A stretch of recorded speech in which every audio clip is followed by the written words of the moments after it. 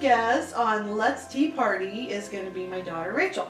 With all the things that you can do in LA, I'm curious as to why you chose to fill your time with your friend Jenna to go to some of the coffee shops. Because there's so many different things you could have done.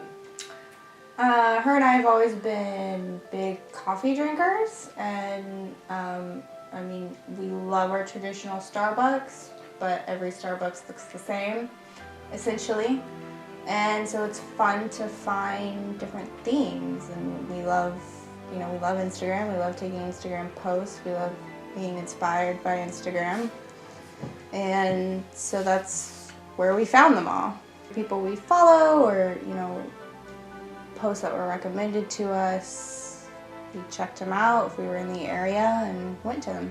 I mean, I've never planned a vacation based on a coffee shop. I've always, either had a bigger event that I've been going to and have time to fill. I do a lot of research into places when I go on vacation there.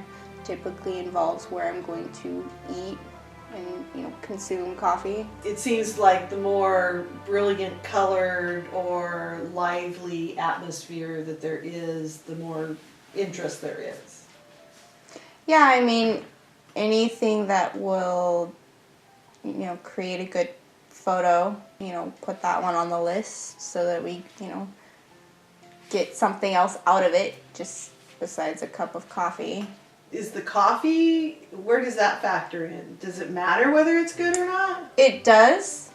We've been to different coffee shops that don't have great coffee and haven't been back. Okay. Even if they have, separate locations. Do you give any feedback as to what you think about the coffee shop when you put your post on Instagram? I don't like giving bad reviews, personally, because I just think it's a waste of time.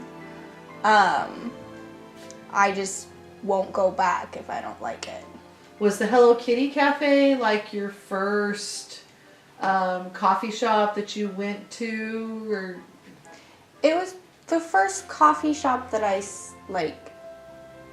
seeked. Okay. Out.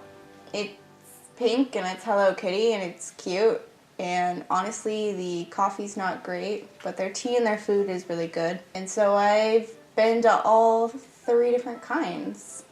Each one's offered different things. The traveling one didn't actually offer any sort of beverage. It was just all packaged food and merchandise. Mm-hmm. One of the coffee shops that was on your list was the Dirty Penguin. Mm-hmm. And I noticed you do have a couple of neon lights in your room. I was wondering, is that kind of what drew you to the Dirty Penguin? Was the fact that the sign's neon? I mean, I do love a good neon sign. Different locations, like Alfred's Coffee, we've gone to different few locations of theirs because their coffee's good. Each one's a different theme. They have coffee shops and they have tea rooms. We've been to both. The Beverly Hills one is very classy and ornate, whereas the other locations we went to tended to be a little more dark and not necessarily as, fancy. Well, maybe we'll have to plan a vacation and hit a few coffee shops. I don't know, San Francisco maybe. And then we can make a stop at Lucasfilm. Yeah, no.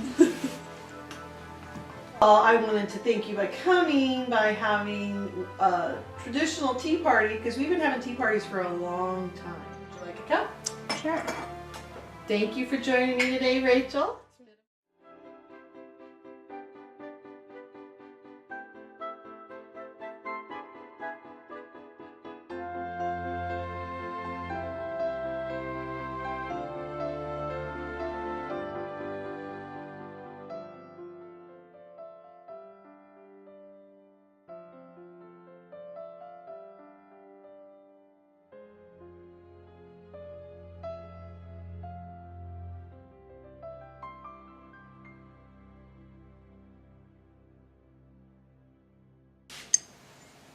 It smells really good.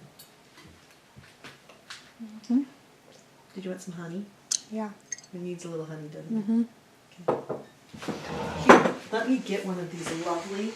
No, those are my sacred honey jars.